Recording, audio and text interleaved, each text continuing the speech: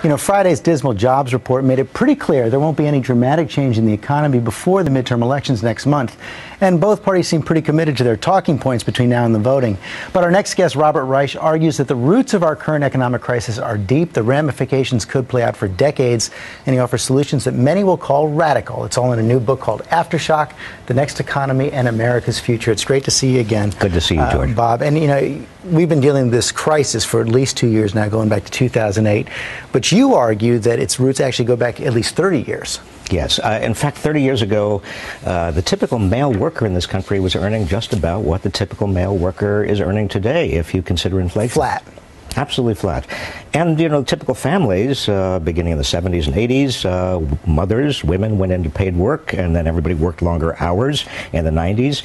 And then the early part of this decade, everybody went deeper and deeper into debt. But obviously that debt bubble burst, and there's a limit to how much families can do. So what do families do right now, those who are lucky enough to be working? You keep hearing that, boy, we got to get our savings rate back up. But if you save too much and people don't spend and the economy doesn't continue to grow, what do you say to the average family now just struggling to get by? Well, I say to the average family that what you need to do is not necessarily rational for the economy as a whole, but what you need to do is to save. You need to cut back on your purchases. You need to economize, because this economy, unfortunately, is not coming back anytime soon. And you argue that if we don't address these deep problems, we could face a future we almost can't imagine right now. I love the game you play. You talk about the 2020 election. You ask us to imagine the 2020 election. You have Chelsea Clinton running against George P. Bush. I mean, there's a little facetious there, but you say the real candidate, if we don't get a handle on this, would be Margaret Jones,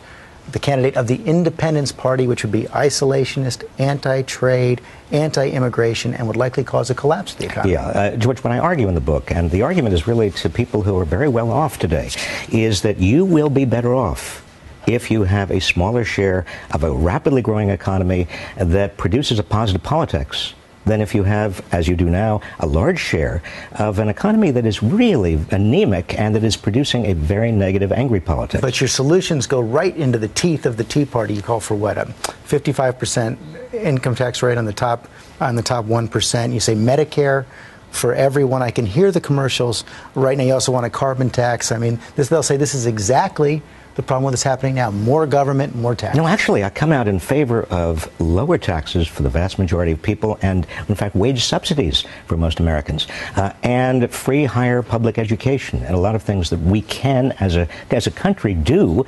The problem is that we are so skewed in terms of wealth and income and power right now in favor of people at the top that we can't do it. And, George, when I say these things, a lot of people accuse me of being a class warrior. But really, I'm a class warrior, W-O-R-R-I-E-R. I just worry, this is historic. I mean, we haven't had this degree of concentrated income and wealth in this country since 1928. And you know what happened in 1929. I mean, the Great Depression was directly the result of the middle class not having enough purchasing power to keep the economy going. We're back there again, I'm afraid. I also love how you ask people to take responsibility for themselves, and this fascinating idea of more cooperatives.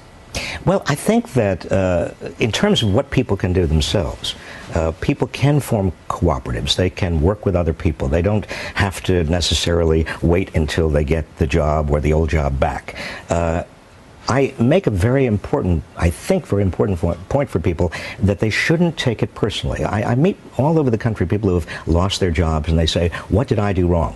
And I say to them, "You did nothing wrong. This is an economy, an economic system that is working, unfortunately, in a way right now that is not helping you and your family. Don't take it personally." But what they most worry about, their class warriors as well, is that their children will not have any of the opportunities that they did or their parents did. Yes, and that's why we as a nation have to invest in infrastructure and education like we did in the 50s, 60s, and 70s, George. There's no way we can grow as an economy if we don't not only invest in people, but also make sure that the middle class is getting an adequate share of the total gains of economic growth. Okay, Robert Reich, thanks very much. The book is called Aftershock. You can read an excerpt at abcnews.com/GMA.